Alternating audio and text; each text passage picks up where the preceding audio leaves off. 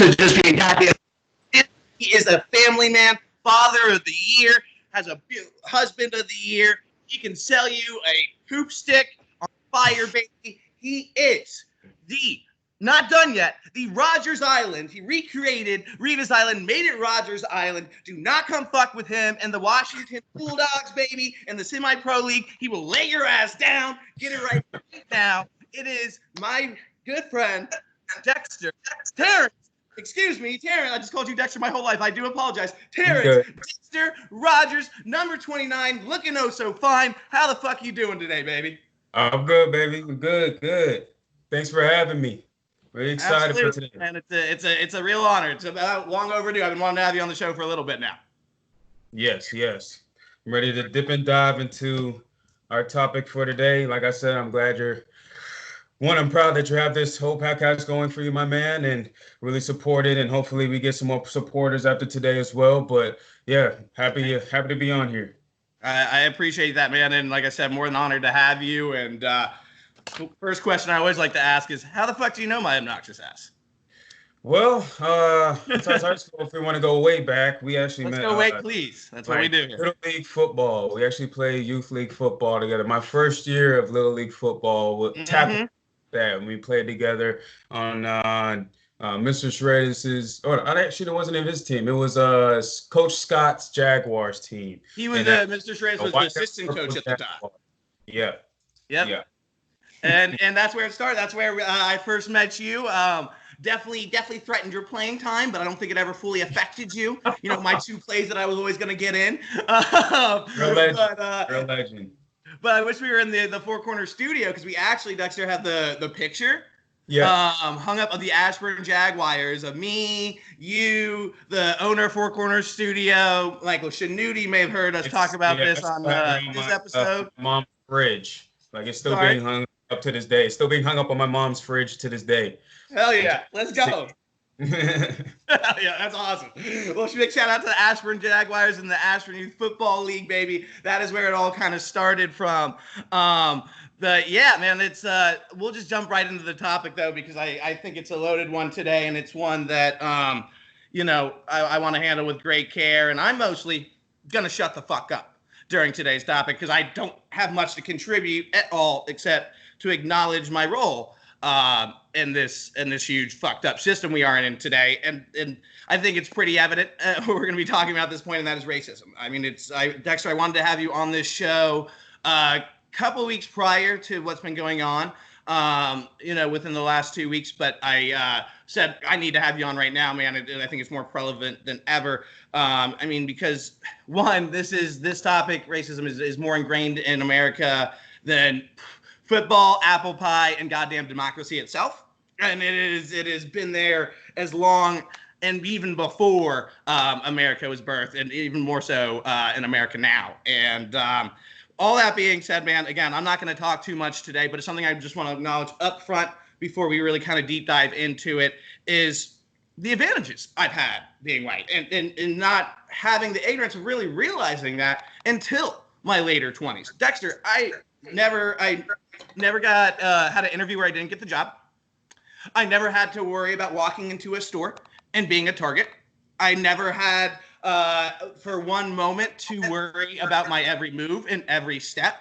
I can float free. I don't think about that. I know what the next step is, and I have all the advantages handed that to me, and I never, ever really acknowledged that or fully knew that, and the extent of that, embarrassingly so, honestly, until the last couple of years, man. So for that, I can't even imagine or put in perspective of what that is like. And also want to deeply apologize because to you, and I'm going to list some names here, man, if you don't mind just for a moment, to you, Greg Thornton, Clarence Vaughn, Jeff Mitchell, James Johnson. I know I'm going to miss a couple here. Tracy Chichester. If you were likely black and went to Stonebridge High School during 2008 and 12, or 2007 to 11, or whenever I attended, and not just me, I'm not going to, again, this is not my time to get off my white guilt and say, please forgive me. But using, things like voices, stupid shit that I didn't realize that I kind of was institutionalized in and grew up as, and did not know how else to talk to Black people because of the kind of system I was raised in and ignorantly and shamefully took part of. And again, not looking for forgiveness by any means, but more to acknowledge that one, not only was I not the only one, but this was a common occurrence growing up in a rich, white, affluent neighborhood. And it was much worse than just those voices growing up in a very, again, really rich, affluent neighborhood. 1% of 1%, we discussed of Ashburn on this show, not throwing any knocks, but that's unfortunately how the culture was. So now I'm going to shut the fuck up. All I can do is at this point admit my role into it. Again, shut the fuck up, listen, and figure out from what I listened how to adapt the change. So Dexter, let's just start from what I was growing up like in this honestly, very rich, affluent neighborhood. Sure.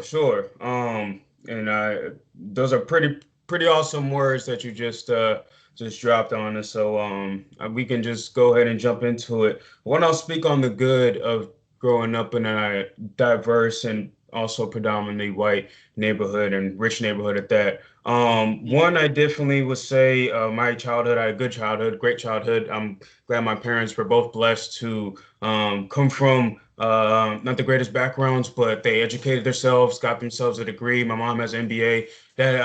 My dad, I believe, has an MBA, and my dad was in the Army, so they moved around a lot. I was born in West Virginia.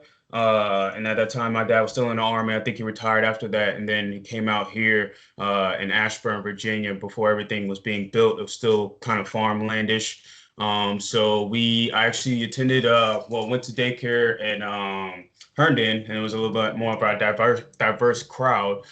So being that, just being around different cultures, being around kids from different backgrounds, that also just had me growing up not really judging anybody, like knowing people for their personality. So I had friends of all different backgrounds, different colors, different cultures, and it was a blessing for me. Now, selling to Ashburn, my first best friend growing up, John Charitas, played football together, went to family trips since we were young. We've been to Disney World together and everything. Family always treated me like I was their own, and I was blessed to have them in my life growing up. They made part of my childhood happy. I have Faulkner a little bit, right? If I remember correctly.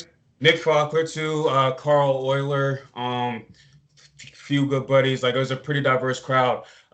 When I got to elementary school, I could say it was like a little bit taste of systematic racism, and that just the way I dressed. Had cornrows at the time too. And, people coming up saying, I touch your hair. Why are you dressed like this? Why do you talk like that? And that gave me a first feel as far as like, why am I getting questioned for things like this? And it made me dive into my culture because I didn't think to beforehand. Not to say my parents didn't make me aware, but they didn't think, being that we're in a good neighborhood, that I would be exposed to certain things like that. But it made me think. I remember I cried at nights because of me, to be honest, being ashamed to be Black, because of the way I would say I would be bullied to the point where it's like, I can ask my friends or ask their girls out, and then if I ask a girl out, I'm laughed at. Or if I'm dressed a certain way, I'm talked about. If I talk a certain way, I'm talked about. And that it angered me. It made me furious, and it made me dive more into my culture, what I'm saying, growing up. So middle school started being changed, where I started hanging around more, having a more, I guess, Black-based group of friends. Not to say I didn't have white friends. John was still my best friend. I still hung out with different people of all different cultures, but that's where I started being more prideful of who I was, and I wanted to hang around my own culture. So in doing that, we were always singled out in middle school. Whereas at lunchtime, like, people could sit together like diverse crowds, but we're the single group out during lunch table. I remember that very specifically. I remember that even into high school as well. Same with Latino friends. Latinos were the groups of Spanish kids were singled out, and it's just like that was part of the problem as far as like when people don't really understand where you're coming from, don't understand someone's culture because you're not willing to sit with us and talk with us. And it's not like we weren't turning you away. It's like, oh, you can't sit here because you're Black. It's a simple fact that we're open to everybody, but they weren't willing to come sit with us. you know, Right. And and if I then could you have project there for a it's, second, Dexter, if you don't mind, man, I just want to say, like, too, like that basically is us growing up learning that. Right, so yeah, you're growing up learning. We're just this is just how it is. We're sectioned off on our own, regardless. Even though it's not written on the wall anymore, that's what we grew up learning, right? And okay, Latinos are sectioned off on their own. And, oh, the white people are kind of sectioned off on their own, and almost kind of they just pick on us, and that's the way it is. yeah. It's fucking unbelievable.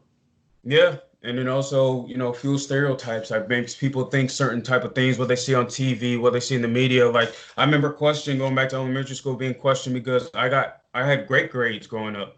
Like I was smart. I like to say I was a smart kid, but say I got an A on a test, people like, you got an A on a test? Like, why are you questioning me that I got an A? Like you didn't question this person next to me got an A. You know what I'm saying? It's like, did you not expect that from me? Like I've had one teacher like, I'm shocked that you got this. You know what I'm saying? Like as opposed to him singling out somebody else. You know what I'm saying?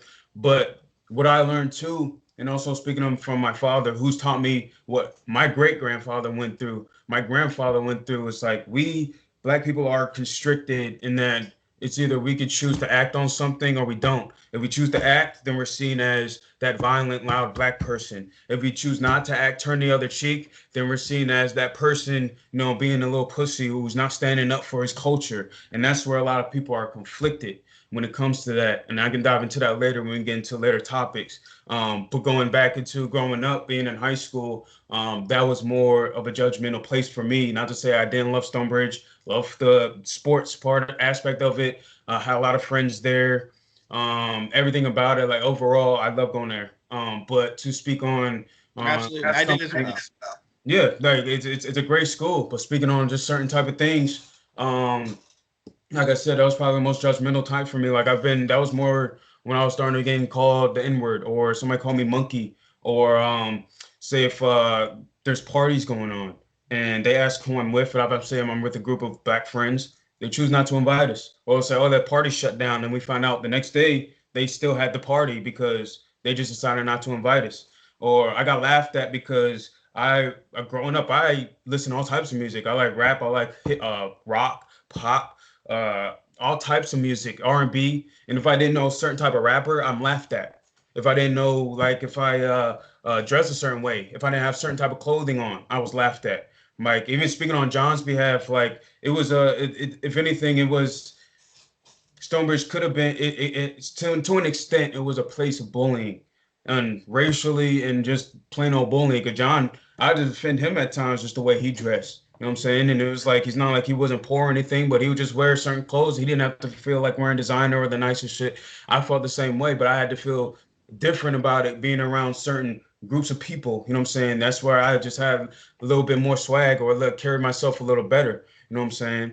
And and it hurt me being a Stonebridge, just like when I have friends with different backgrounds, and then I'll go hang out with those certain type of friends, and next but first thing they want to do to try to laugh it off is bring up a black joke. You know what I'm saying? Like, because I'm the only black person there, and it's either I can go off on you, you know what I'm saying, or be that loud black person, or turn away and I'm a pussy and you're gonna keep pushing my buttons. You know what I'm saying? And it's like I've dealt with that multiple times at Stonebridge. I've dealt with the fact that people didn't think before they spoke to me, my friends. You know what I'm saying? And that also led me to more swords be I turned away from some of my non-black African American friends and started being more towards my African American friend groups.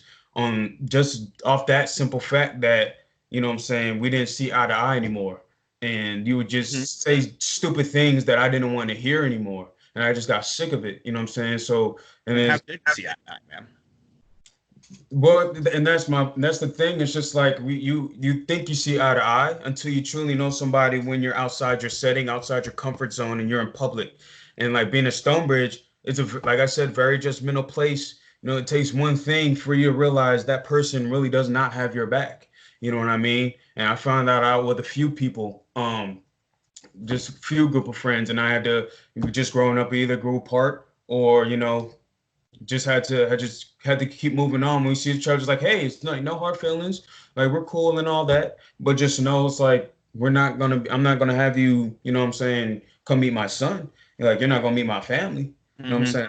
I'm keeping myself distant because end of the day, like I don't have time for you to say something stupid around my son. I don't have time for you to say stupid around my girl or anything around my family.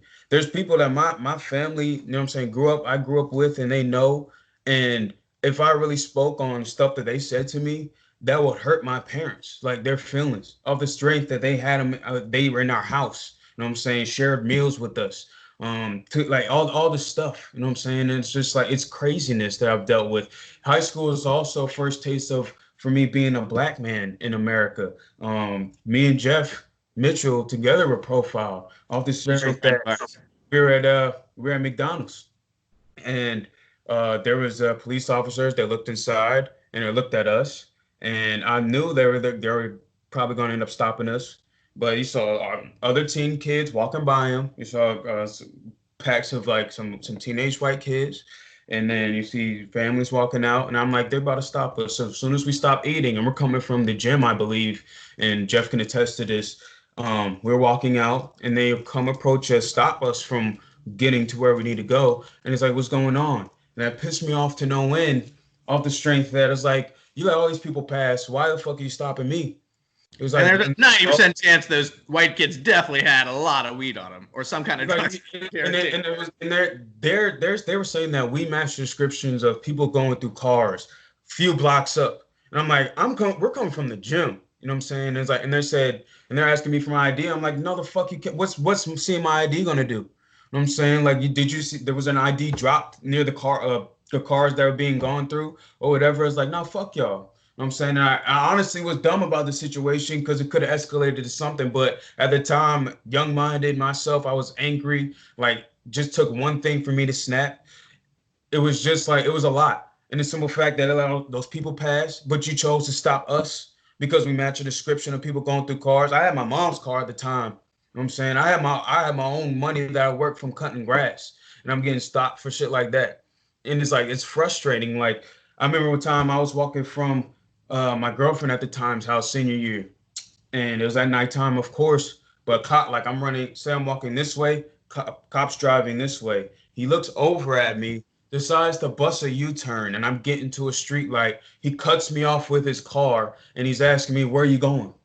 And I'm like, "What are you talking about?" He's like, "I'm coming from my girl's house. I'm going home." He's like, "Well, match your description to somebody who robbed the gas station, like blocks up." And I'm like, first of all, I'm on foot. I don't have any bags on me. I'm not doing anything wrong. I'm not running. I'm not doing it, but I match a description. And this is the type of shit like a lot of my friends have gone through that they can attest to. It's just like walking into stores, a gas station, I'm being followed. Or are you gonna pay for this? Or get out. You know what I'm saying? Being banned. Like I remember one time we went to a hookah lounge. It was like me, Trace, like Hope, my group of friends, Trace, Miggs, Marcus Harris, Jay, we got banned from this hookah lounge for someone else that started a fight that we weren't even involved in. But the owner, every time we go in there, he would side eye us, and he just wanted one excuse to ban us, and just wanted a fight that we had nothing to do with. He decides to ban all of us, and it was like this shit like that. It's like, why? Why am I getting banned? You know what I'm saying? Like we didn't do anything wrong. Like we didn't start no fight. We didn't have anything to do with this fight, but we're the ones getting kicked out and banned. It's like that's like high school opened up my eyes as far as being black in America, being a black man in America. And it was sad for me because it angered me. It made me, it frustrated me. And it was like, because I grew up not judging. I grew up with having friends of all backgrounds, but I got exposed to different types of systematic racism that just confused me. And I'm just like, why? Why are people like this? It's like I didn't choose. Like it's like one, I didn't choose to be a skin color, and I'm proud to be my skin color. But why do you treat me this way? Why do you talk to me this way? And it's like why? What I shouldn't have to listen to certain type of music to be cool. I shouldn't have to talk a certain type of way to be cool, dress a certain type of way to be cool. But this is the type of things that a lot of people went through. You know what I'm saying? Especially like in high school, and it was so hard. And then after that, if I could interject for a second, Dex. I mean, it's kind of if I just kind of unpack a little bit of what you're saying, man, and I'll go back to shutting up. But I mean, one, I sat this morning and yesterday trying to think of any way, and obviously I can't by any means, but of kind of trying to compare what it's like, one, being born and then growing up black in America. And the only thing I can think of, and it always goes back to an animal description for me, is when I can't remember, there's specific types of birds that when they're born, they hatch, the mother immediately tries to eat it. and immediately is at a disadvantage of survival, right? It doesn't know how to take care of itself, doesn't know any of this, and immediately it's just getting its adversity, right? And constantly getting its adversity. How does one escape from that when you don't even already know? As when you're growing up as a kid, you're trying to figure out yourself. You're trying to know all these things, and you're being told this one thing, and you're being told another thing, and you're getting pulled in these different. Well, you need to have to like basketball, and this, that, and the third. And why would you like country music? And why are you getting good grades? And why are you well spoken? It's just a clear systematic racism as you're discussing. I mean, it's just a clear, not a system that's broken, a system that was designed for a failure of one and a success of another. Right. Yeah. There was like there's times in class, like say for English class, history class, and we're reading a book or whatever, and then say N-word comes up. Next you know, I'm the person getting stared at in class. And a lot of black people can attest to this, and some people laugh, you know what I'm saying? Like, being in the history books and comes to slavery. It's sad that majority, the epitome of black history that we're taught in high school is slavery. And it's more than that. It's like more than just civil rights. Like we've had black kings, but what we're taught in school, that I look back, it's like it's so close-minded to make people, and that's why people are so close-minded when they think about how we feel or and ever collect the most wealth was black. Exactly. And it was also too, like I remember projects in elementary and middle school say it's like if you come to school or like a homework assignment, whatever, it's like if you come to school and just talk about your family's history, in the background where you come from, a lot of us can attest, and we can't trace back.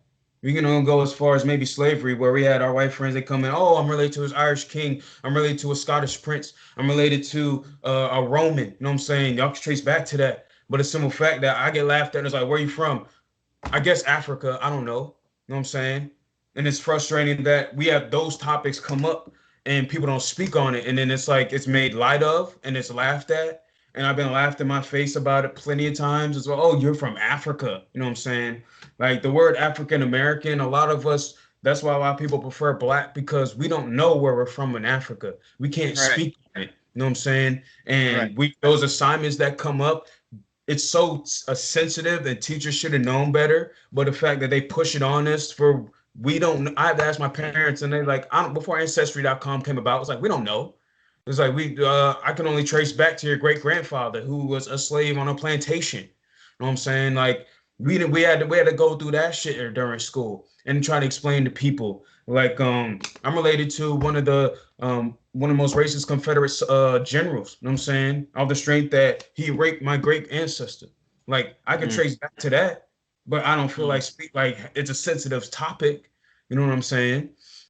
And people don't get that. It's like, oh, well, how this is and that, like how did this come about, or how related this? I'm like, my ancestors were raped. You know what I'm saying? I would not be here if my ancestors did not raped, as sad as it is. You know what I'm saying? So you cannot try to tell me how, if my life has been good or if I haven't had it rough. Like I've been born to fight for the rest of my life, and it's sad. A lot of people in this area have. And a lot of people deal with bullshit that a lot of people don't want to touch on. You know what I'm saying? That don't care to touch on. You know what I mean?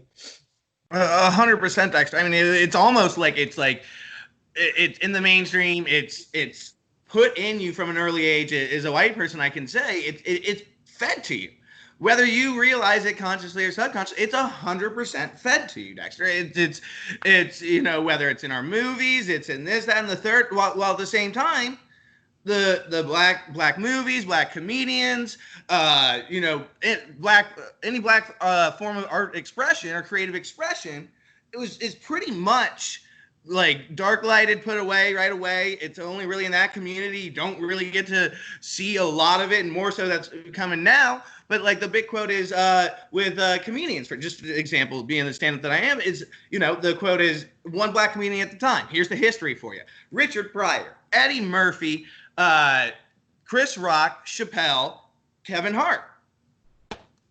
It's insane. And I can go through and I can name the 5 or 6 white comedians that were killing at the time, the 20 white comedians that were also super famous and large at the time. And it's just that every corner, everywhere there's an aspect of it. And when you look at the large picture and you do your research, it's I mean, the way I put it to you, and I wrote in our outline, I'll say it now, is it's literally like white people, for our video game enthusiasts here, white people literally play the game of life, because life is a game, whether how you want to look at it or not. It is a game perspective, very serious game, but it's a game.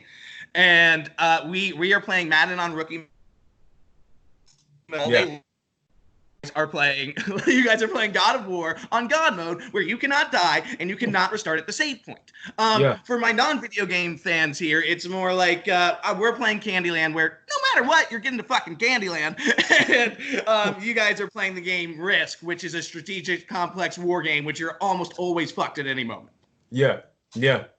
And it's like, I like how you brought up the movie aspect of it too. It's like growing up, say you're playing with your friends and you're trying to reenact the movie. It's either I gotta play the black guy, or say there's not a black person in the movie. You know what I'm saying? It's like, oh, you can't be that person. You know what I'm saying? It's like watching Disney movies growing up. There wasn't a black prince, there wasn't a black princess. You know what I'm saying? There wasn't that black superhero up until starting recent, when they started to diversify it a little bit. But it was like speaking on like the culture of everything, like the media, what they portray, everything, or just anything as far as movies, music, TV shows. You know what I'm saying? It's a lot of it is whitewashed, and a lot of people, that's why they're not open to black culture especially growing up. They don't have to question it, because that's not what they see, that's not what they hear, and it affects your mentality. You know what I'm saying? As opposed to now, when a lot of stuff are in the media, like used to have a lot more movies. Like one thing too, I'll just sidetrack when it comes to like slavery movies. Me personally, I'm sick of them. I'm sick of them, only because we shouldn't just be portrayed as slaves.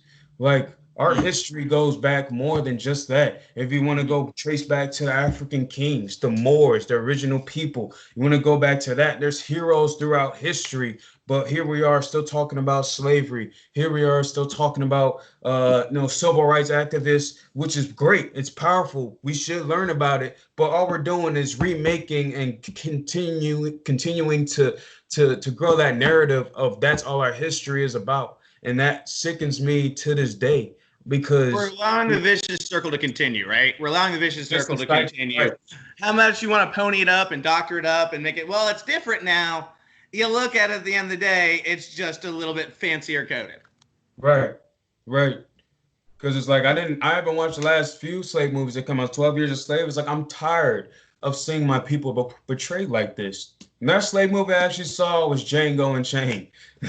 And it was like, seeing him, that's why I respect Quentin Tarantino. Like, he's questionable in the years where he has like white people saying the N-word in the movies he has, but he's a genius. And him showing that movie, even though it was pretty graphic, and a lot of it was questionable, but he's saying, I'm standing with you guys, and that it shouldn't just be about slavery. We're the heroes that stood up, because there wasn't just Nat Turner. There was like not just the rebellion on the slave ship. It was multiple everywhere. You know what I'm saying? That people don't speak on and people aren't aware of.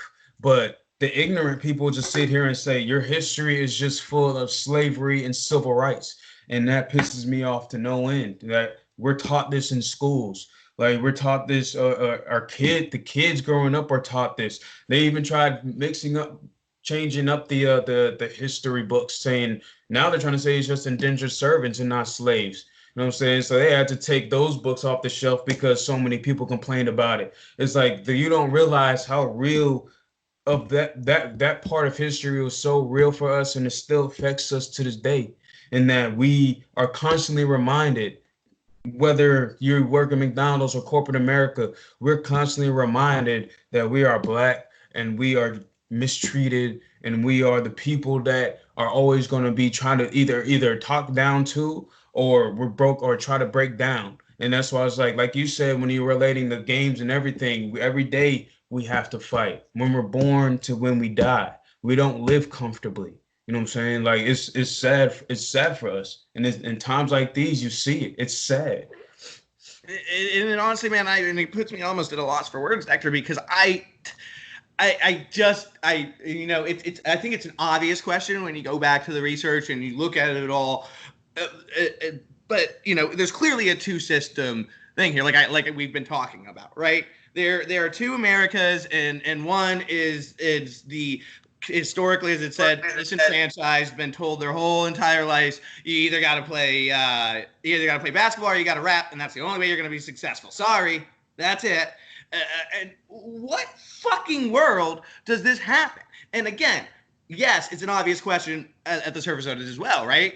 You look at the history, you look at the research, you look at just again and again all those times, and the things that get ignored as well is, like you mentioned, I mean, there's a rich history prior to slavery. If you look into, I mean, there like you mentioned, yeah, there's kings, there's great societies, and there's the inventions that we definitely stole credit for at one period of time. I mean, that you can trace back and was clearly, black philanthropists way in early history that had a huge influence on what the world is today, just as much as anyone else, any other race.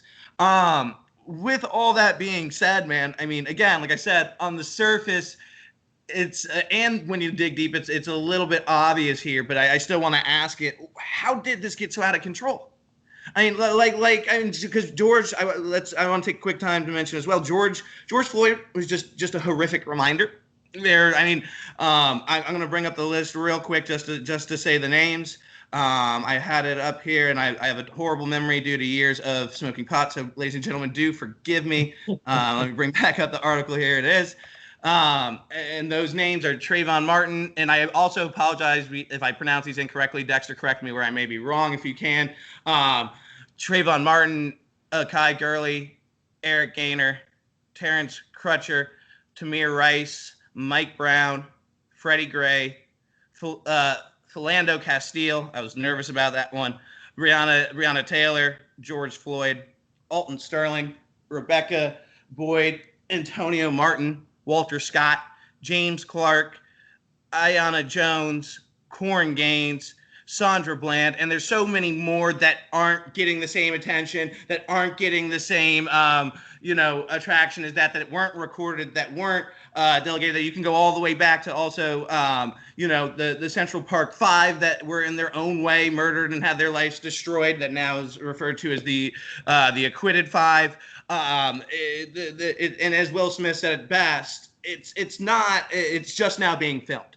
And as we kind of already hit at a little bit there, it's not just a decade either. I heard just as this morning on the radio or on news, NPR, they said after it been going on a decade now. No, that is such the wrong iteration. Decades, generations, and it's now just being filmed.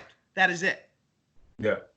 How the fuck did this get so out of control? How did it continue to be so blatantly ignored? And I know that's a loaded, tough question, but Dex, what do you think, man?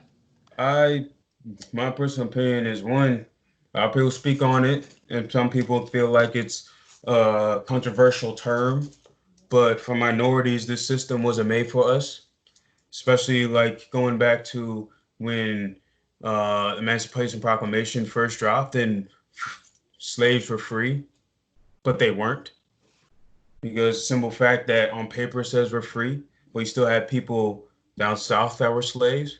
You had people north and south being lynched. You had people who still had the mentality, and it was passed on from generation to generation to treat us like shit. And it's like they don't care to educate themselves on how hard it was for us. They didn't care to educate themselves on how we impacted building this country. You know what I'm saying? Like it's been out of control since slavery times, and it hadn't gotten better. Only thing that's gotten better is we've turned a few heads to now it's now more so a mixed crowd and not just us fighting. It's changing in that a lot of people, like you said, it's starting to see on film, so they're not they're getting exposed to things that happen to us. But it's also just it's gotten out of control in that we didn't have control ever. Speaking on generational wealth, you have exactly.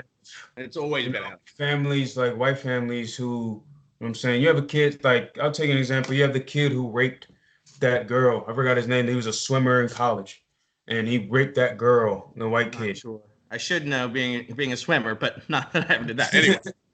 But the simple fact that the judge looked at him and said he was a student, and now before it was brought public, because if it wasn't, he'd be making six figs right now, off the strength that he can commit Mm-hmm. any crime that he wanted. It'd be Mm-hmm. swept under the rug. Mm-hmm. He'll get through college and through his family's plantation money that's been passed on through generation to generation, and the simple fact that he's going to either take on his daddy's business or get hired as an account executive making six figs to being a millionaire. And then those are the decision makers, and that's what's kept it out of control, and that women and minorities haven't been part of the leadership in this country, and it shows, which is why we still have problems to this day. There is no emotional side to it as far as making decisions. There is no openness when it comes to it. It's so close-minded and so whitewashed to where people make decisions. It's like only going to pertain to them and not, should I think about these communities? Should I talk to somebody and feel where they're coming from? They don't know how they're coming from because they don't care where they're coming from. You know what I'm saying? Like I was speaking on earlier, the media portrays us either as a rapper, a slave, or an athlete. You know what I'm saying? They don't speak on at one point when black women were the number one successful people in corporate America at one point. They didn't speak on that we've been expanding into different verticals such as the healthcare system, school system, politics. We've been expanding. Like Obama should have been an eye opener that we are more than just bottom feeders. We've been expanding into different verticals, and that's the long term solution to what's going on. We need to have women and minorities in different type of verticals in order to change this nation, because if we continue to pass the leadership on to generations and generations of racists and bigots who don't get it but act like they get it or they're for the people and they're not, it's going to continue to be a cycle. When you brought Trump in his office, he started off as with a bigot statement in itself, make America great again, and then anger minorities, and that how is it great for us at any point in history? What are you speaking on? Like, what specifically are you talking about? It's been out of control since he's been in our office. It's been in control way past that.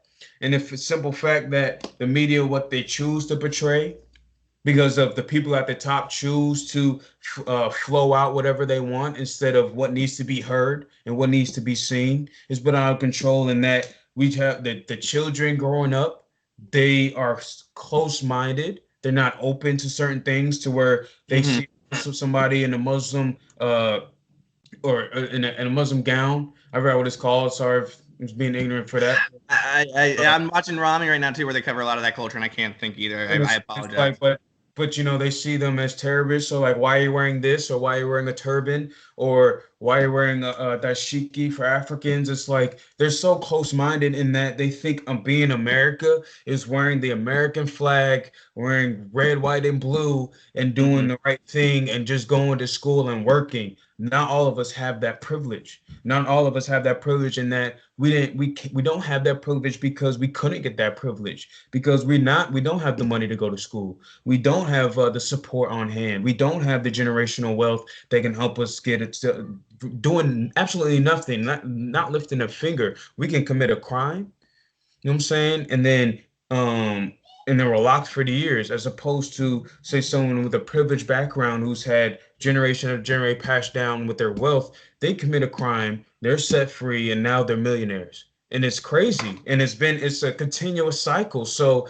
that's what's out of control. And that the leadership that's in charge of America has let this happen, let this go on for so long, and just don't care to fix it, because they feel like if it doesn't affect their money, doesn't affect their everyday life, then it's like, why should I go out my way and listen to the little man who doesn't affect me at all when we do, and try to help change America in that sense?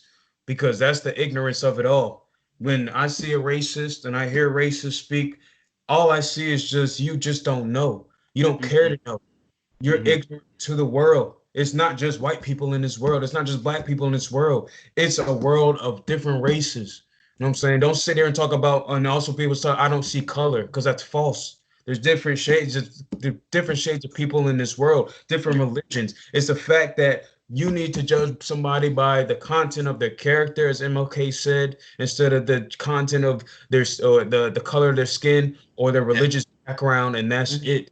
You know what I'm saying? That's a genuine person. That's why I felt growing up, I was more genuine towards being open to everybody, not so much close-minded. But I said I started close-minded myself, being more powerful in my skin color just because of the experiences and how I was treated by other people. And it made me angry.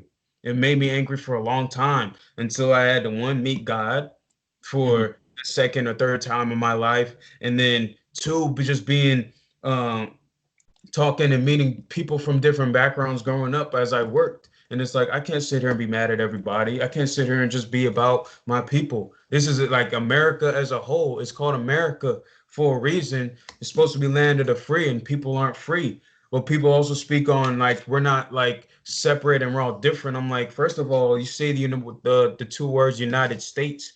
It's a contradiction in itself in that you said we're supposed to be united, but we're states. We're separated by states. So people are going to be different. People are viewed different in different states. People are treated different in different states. And we need to be united as one, and we're not. You know what I'm saying? That's the problem with America, in that we have different cultures and we're supposed to be land of the free, but we're supposed to be tailored towards one specific culture, one specific system, one specific religion, and it's pushed on, and that's what angers a lot of people. That's what's making this whole situation out of control, and we're sick of it. Yeah, we can't have a whole world of Christian white date rapists. It's not going to be, not to bog you down to all that. But I mean, you said it very well. You said it very eloquently, man. I mean, I think one of the biggest things you said was that one, it's always been there. It's always been out of control. But it continues to spiral more and more out of control, right? And when we just allow and continue to feed into it, and when, you know, any type of vicious habit, whether you're using drugs or you eat too much ice cream, or America is hooked on being constantly racist and taking other minorities down at its own advantage for the bottom dollar and bottom line, it's never ever gonna end well, and it's now time to really take up on that change and listen and start trying to get and thank God there is I think this one feels a little bit different from my perspective. Again, what it take if you will that perspective, but what I wanted to kind of address from what you said there, Dexter, was, you know, even now with Trump as president, you know, I can take it to the shooting and looting comment, right? Or looting leads to shooting comment. And then right after that, you don't address it anymore. Instead, you spend the rest of the week while racial tensions are more polarized than they've ever been since the Civil War, and you just talk about mail-in fraudulent voting, you son of a fucking bitch. You're just playing your old hit from 2016. That's what you're doing? It's so concerning. And like you said, when you feed into that circle, it just gets worse. And that's exactly what we're seeing. That's how you get, I mean, again, it's to all minorities as well, right? I mean, you see the Epstein documentary that came out, and you have little Epstein Island. And how the fuck does that happen? How the fuck is someone so powerful that you can literally have an underage prostitution ring in your own personal island to solicit it with the most powerful people? And I don't care what the fuck you try to deny Bill Clinton and Prince Henry and Chris Tucker. What the fuck is going on with you, buddy? And this whole entire list, Joan, all these people, we don't have to get too much into that right now. But that's exactly what this abuse of power and this two system creates. Is exactly what it creates. One system for minorities and one system for whites. And it's thankfully now, and what I was kind of leading to with this is there is a little bit of attention coming now. At least there's social media is spreading some of the peaceful protests that have been going on, Dexter. That I mean, I've been awesome to see that aren't getting attention on things like CNN, MSNBC, Fearmonger Central, where, you know, there was the cops that kneeled down in New York, was beautiful. There was the Flint, Michigan cop that laid down weapons and walked with the protesters. There was yesterday in Houston, the chief of police who said, "We're with you." We're with you guys. It's the more the white people that are looting with skateboards, and he got a little specific there. But because we have more than just skateboards, white people also have our little scooters and our little AirPods that we want to loot with too, and just taking advantage of the situation and causing it more bad press, which is the last thing these type of people need. And I know I just went on a little bit of a rant there, but I kind of wanted to express that and get that out, and kind of at least there's some peaceful coverage. It begins to feel different, but until you topple that patriarchy, until you topple from the start, and you really affect that change, and those mainstream voices start to change, it's not going to happen. And right. I mean, so it shames to me that people can't see this. It's such common sense to me, but still we get phrases of how does this happen today, and how do these riots get so out of control? Well, it kind of goes back to the root of our conversation, right? Do your fucking history. Do your fucking research. So, and social media movements like Black Lives Matter, kneeling down like Colin Kaepernick, which where else is he supposed to have that platform at? Oh, that was not the right time and place. Where the fuck else is he supposed to do it? He has that platform. He's got to use it. That's the perfect time to use it. Kobe, I can't breathe. LeBron, other celebrities speaking out, and no real results. So when you start to ask why are these kind of things happening, look at your history. So my question to you, Dexter, more is not why are these questions happening, but is it more blinded ignorance? Is it lightweight people trying to ignore the past? Is it more so a combination of all three? Is it bystander racism, where they kind of like, you saw I saw a post you did that I liked a lot on Facebook, where it's there's protesters walking right by white people who were just enjoying fucking brunch on a Sunday. It's a goddamn shame. And it's like, so is it a component of bystander racism? Is it a component of all of above? What do you think that is? It like we've been talking about, and I think it kind of goes back to the root of the conversation, just a lack of just research and blind ignorance? I think it's a little bit of all, but what do you think?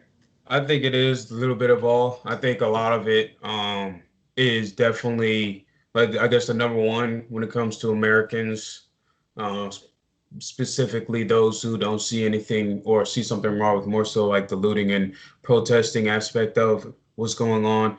It's blinded by just blind ignorance. It's like if you walked a mile in my shoes, your perspective would not be the same. If you what I'm saying, went through some type of had a taste of a little bit of struggle of what minorities have gone through, your response would not be the same. It's a simple fact that, as we said before, if it does not affect their everyday life, if it does not affect their pockets, if it does not affect their family, it's like, why should I go out my way, and choose to speak on something so sensitive and controversial like this? Yeah, I think that's well said, man. It's time to wake up out of the system that white people have all been a part of. I'm a victim of it. Or not a victim of it. I'm more of a component of it. I've been a part of that system. I participated in that system 100%. And that's been said, the kind of phrase that gone along that I think it was said the most, enough is a fucking enough. She didn't say fucking, but enough is enough. It's time for a change. It's no more. And it's ridiculous that people are still getting prosecuted and just absolutely defranchised and life ruined because of the color of their skin. With that being said, I mean, there's something I gotta ask: how can we do this change? What can we do to start making this change happen? I mean, there's a lot of options. I mean, there's the protest, which I'll say right on here. I apologize to you. I couldn't make out just because I was paranoid as hell about the coronavirus. Say that what you will, people. It's all good, brother. But there are other ways, which I have done, that you can do. I made several donations to Black Lives Matter and other organizations such as that, which I will put up that you can donate to when we post this recording and this podcast. As well as continue to call into the DA's office to get the other 3 cops charged and prosecuted, as only still Derek, what's his last? I'm blanking on Chauvin, something along those lines. I apologize if I'm mispronouncing it. Has only been charged, and they need to be charged, acquitted, and in jail for life. They were attributed to manslaughter, and also should be charged with other race crimes as well. With all that being said, what have you seen? What can white people what can white people do to kind of help affect that change, to not kind of not to say, hey, make us feel better about our white guilt, but just to kind of better future for TJ and for if God forbid I ever have any kids, for our future kids and their kids and so on forth. What can we do? I would say, in no order, is definitely going out and meeting a minority, whether it's Black, Latino, like anybody, and just talking with them, learning their family history, learning what they've gone through.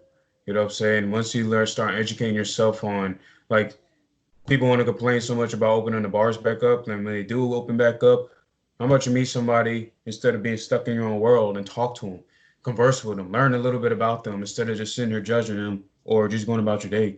I would say go out your way and meet somebody that doesn't look like you, doesn't sound like you, doesn't live like you, and talking with them. That's that right there, and is educating yourself and showing you care to know what we go through, what's happened to us, how can you help? You know what I'm saying? Absolutely.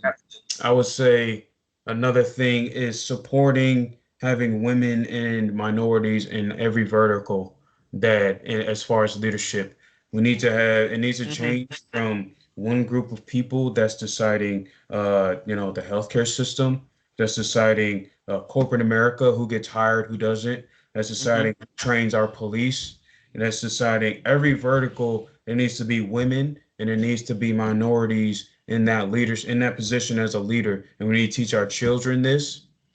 You know what I'm saying? We need to teach. I would say you need to expose your uh, white children to different cultures at a young age instead of just having them close-minded to one specific. Have them watch different types of shows that have different races instead of just being close-minded to one certain show. Because that, in a sense, builds up a certain mentality towards certain races, and be like, why do they speak like this? Why do they dress like that? You're went from when you're watching only a show that has your culture, that makes you close-minded towards other cultures. You need to expose your younglings when they're old enough to other cultures, not to say and go out and just read Roots, but I'm just saying you need to go out and expose them to different cultures, because this is America, right? It's not just white people in America. It is people of all races, all backgrounds, all religions. So you need to expose them to that, so make them more open to it, as opposed to down the road, you have a 50% chance that you're close-minded to it, or a 50% chance you're interested because you haven't seen it before. You know what I'm saying? And that's the difference maker. And now I'd also say everyone does need to continue to support these protests. And I just think, like, I spoke on it on Facebook, and I don't know if I touched on it earlier, but the difference between having a citywide protest and a nationwide protest is that when you're citywide, shit gets swept under the rug 6 months later. People don't speak on Mike Brown like that after it happened, except when the next cop that kills somebody. People don't speak on Trayvon except when the next person following somebody gets killed. It needs to be nationwide and not just citywide.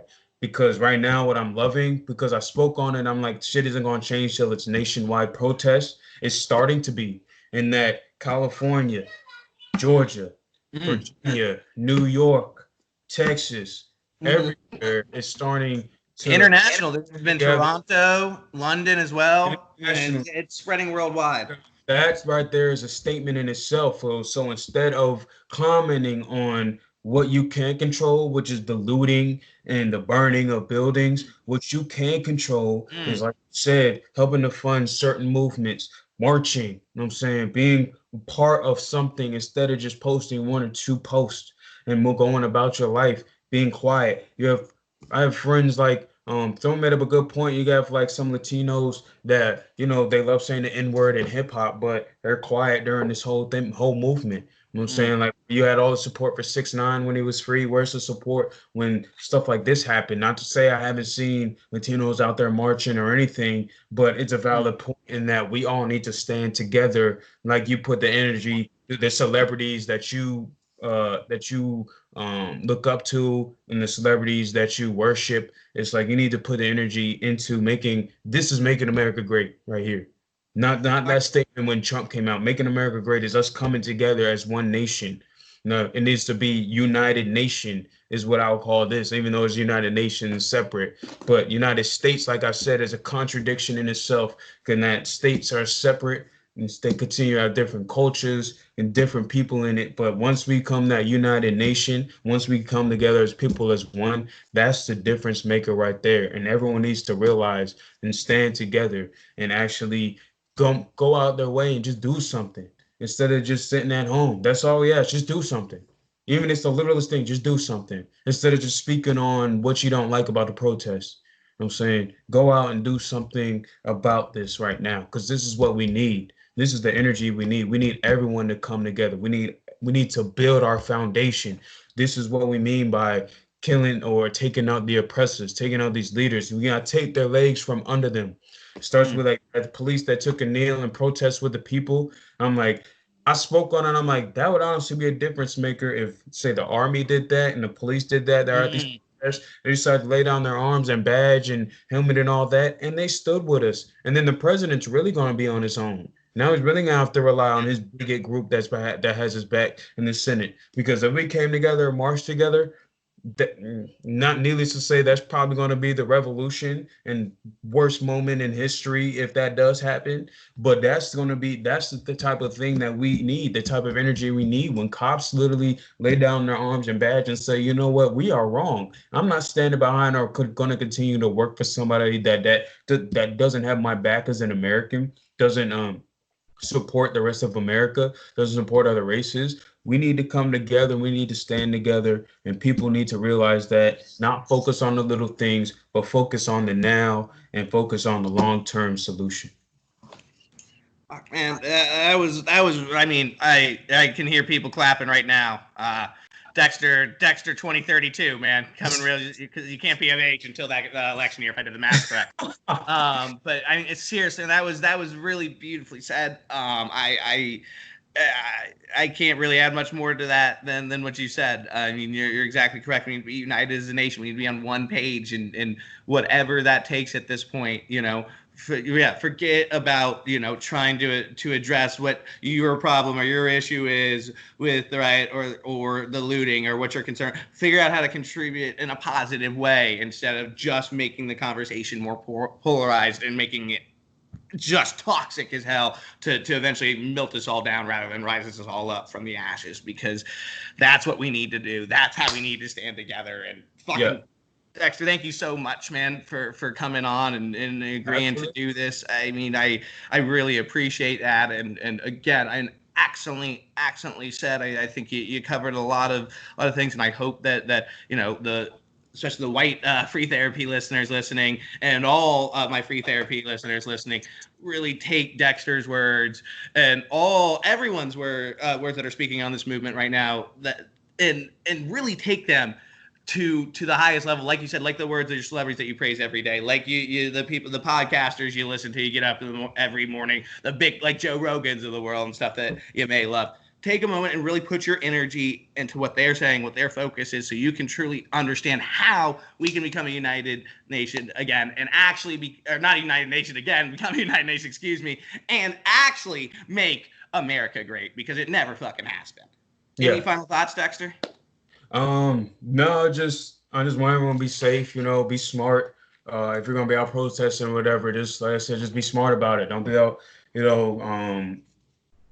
go out your way and get yourself hurt. If you have a family, think about your family first before you do something stupid. When it comes to all this craziness, like I said, we all just need to stand together. And if my words offended you, then you're part of the problem, because I'm not a racist. Like, I just want to tell you a little bit how I feel, how a lot of people are feeling. And if you're not standing with me, then you're against me, and you're part of the problem. You need to be part of the solution. Like this country has been backed on a lot of oppression. It's been built on oppression, and we need to change that narrative. We need to change by being leaders. We need to be the next gen leaders. Teach our children to be leaders. As I said, we need more women in every vertical because women, they also have an, as opposed to being just the emotional aspect, they are also technically smarter than men when it comes to certain Oh, things. they are. They are. Right. So, They are. so they're more open to certain things, and they see the logic behind certain things, and we need them in every vertical. We need more minorities to in every vertical. So when it comes to the hiring process in the healthcare field, police field, whatever, you know what I'm saying, it needs to be those decision makers that are ones that we have in charge of who makes what the healthcare system, who gets the proper healthcare as opposed to those who turn people away. When it comes to police, like training them the right way so they become more community cops and not just cops about quota. You know what I Right. mean? And then, you know, treating like when it comes to corporate America, hiring the most qualified person and not a person who's, you know, just friends of the Yeah, he family has the right connection. or whatever. Like, yeah, it's just we need to have more leaders in every vertical, and that's the long-term solution. Short term, continue to do what you're doing, people.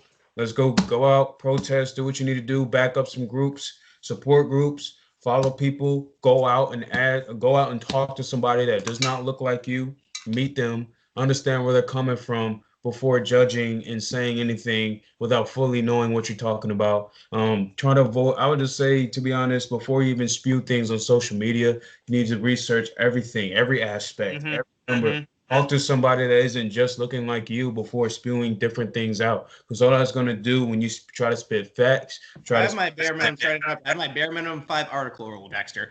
If I'm going to go and I'm going to inform myself on a topic, it has to be 5. It has to be 5 different news sources, and I'll do some CNNs, I'll do some MSNBC, I'll get the different takes, and then I'll kind of get something I know that's like a unbiased one. There's not much left, but maybe kind of like a NPR, Wall Street Journal, or something along those lines. Yeah. And that's what it needs to be. Like, Like 5 article rule, and then the last thing, and I know I kind of interjected.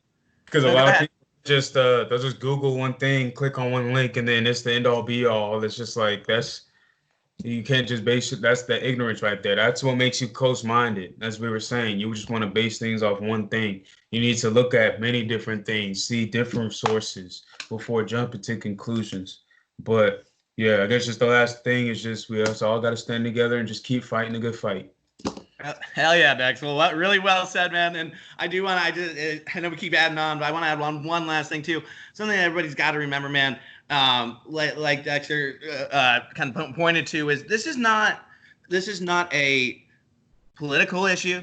This is not a Democratic, Republican, or conservative, liberal issue. This is not any sort of issue of that landscape. It's not religious issues, nothing of that. It is as a whole country issue. It is bigger than all of that. It is a stain that has been there for way too long, and that has grown into just literally almost a polarized war zone at this point. Yeah. So like Dexter said, go out there and make different research, different cultures, get to know people that you feel like you normally wouldn't talk to. And yeah, stand up, like Dexter said, as one united nation, man. And let's really actually make America great for everyone. Let's do it. Beautiful, baby. And I have to, I want to end the show on that, but I do have some requirements I got to do because, of course, if you do want to be part of At Four Corners Radio and join your own podcast, go DM At Four Corners Radio right now to join Free Therapy, Degenerates Are Us, Face of the Franchise, Hoopin' and Hollerin', Five Holers, Last Nice Guys, Bread and Butter. Please come join us. We'd love to have you. With that being said, one more time, Dexter, thank you so much, man. There's been a lot of great shows and podcasts, but I think this one honestly truly meant the most to me, that you came on and spoke, and it really sat with my heart, man, and will with a long time. And thank you. Thank you. Appreciate you having me. It was a pleasure. Beautiful. Well, Dexter, as we say here, I don't know if you've listened to the podcast, but as we always say, we're out. Peace out, brother. Hey, stay on there, Dexter.